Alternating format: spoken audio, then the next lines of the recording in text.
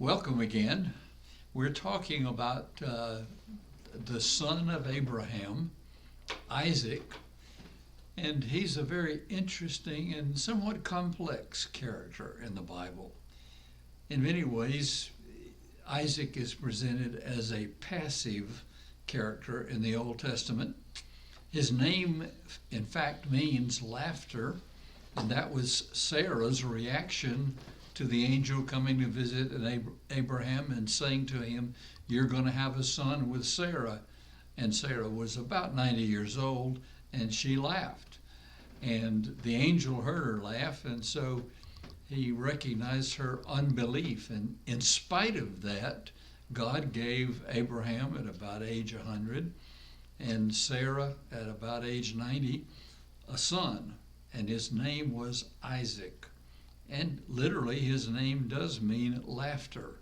But this time, God changed the meaning of his name to rejoicing in what he had done in Abraham and Sarah's old age. An interesting aside about Sarah and her life with Abraham.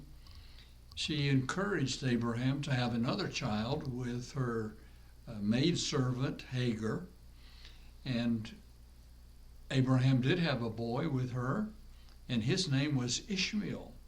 And when Sarah saw the two boys playing together and heard some comments from Hagar, his mother, and Ishmael toward Isaac, like a mother bear enraged by her cubs' apparent danger, she said to Abraham, "Get rid of them. I don't want Hagar and her son to inherit the things that my son is going to inherit from you." Reluctantly, Abraham sent Hagar away into the desert. And when she had run out of resources and water, she told her son, Ishmael, to sit under a bush where it was shady, and she was going to go a little further out and probably intended that both of them would die in the desert and someone would find them. But God spoke to Hagar and said, "I'm going to make your son a great nation too." And so the sons of Isaac and the sons of Hagar, Abraham's descendants through Hagar, became enraged toward each other and have had this battle going on, which continued through Isaac's two sons, Jacob and Esau. And so you have the progenitors of the Middle Age fighting with each other even to this day. Not only was Isaac passive about other things that happened in his life, when it was time for his father to take him to be a sacrifice, you remember the story that Isaac came along willingly, perhaps because of his respect for the spiritual life of his father, or perhaps because he was afraid and not knowing how it was going to turn out. But he said, "Where is the lamb for the sacrifice?" to his father as they marched up the hill. In time, God provided a ram for the sacrifice, and Isaac willingly offered himself, but just before he would have been killed, Abraham was told, "Stop," and Isaac was spared. The next step is that Abraham secures a wife for Isaac.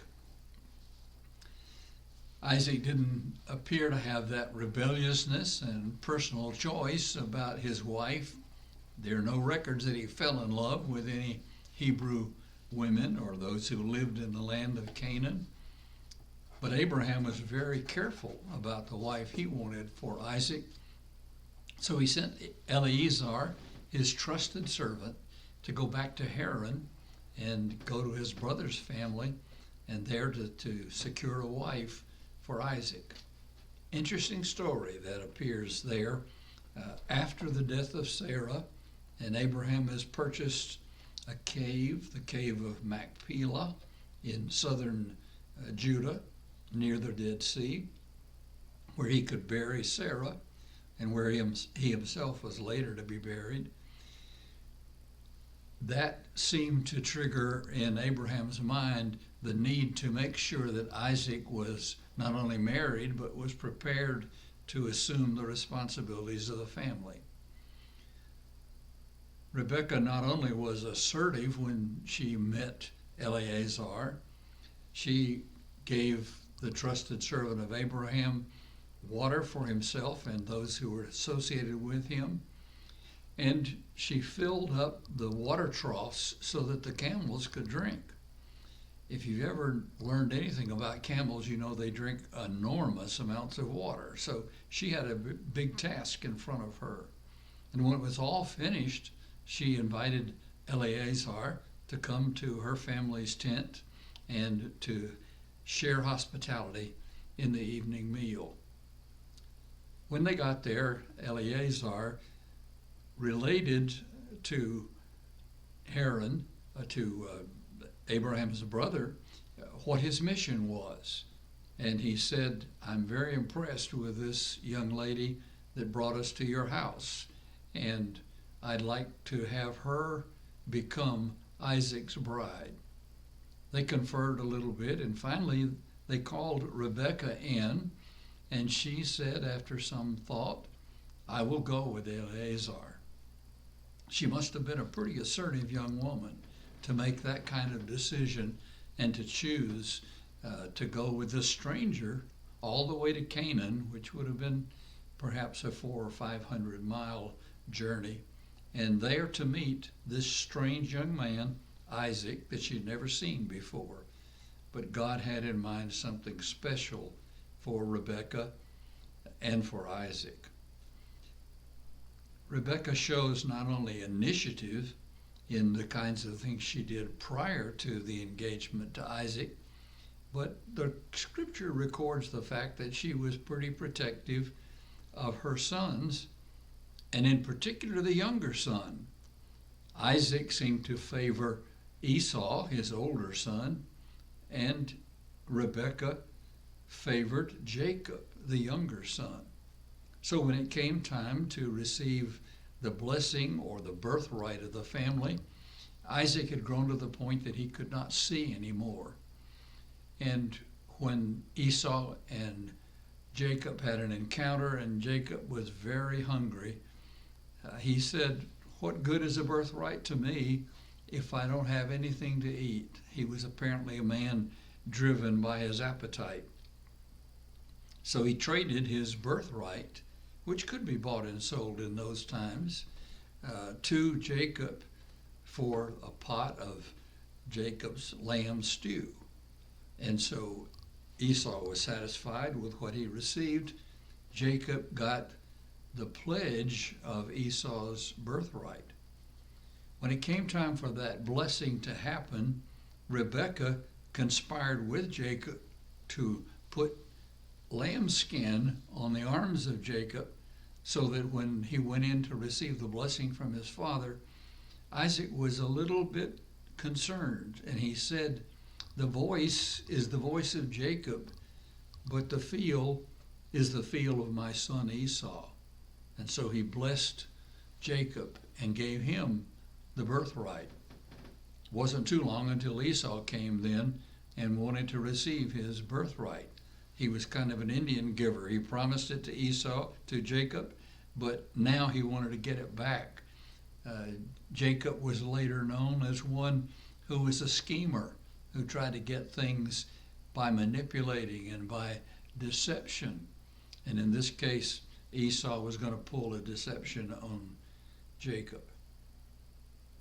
Playing favorites in a family is a sure way to live with conflict.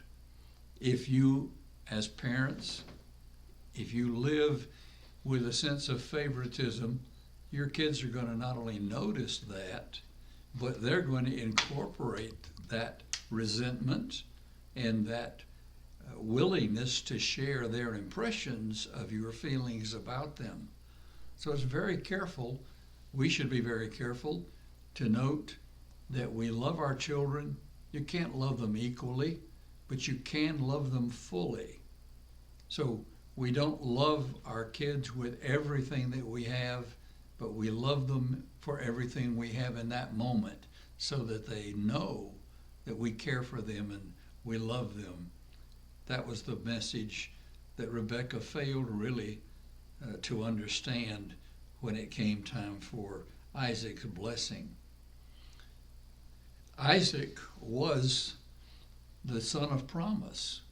And so Abraham's blessing came on down to Isaac, and that carried on through his descendants later in the family line.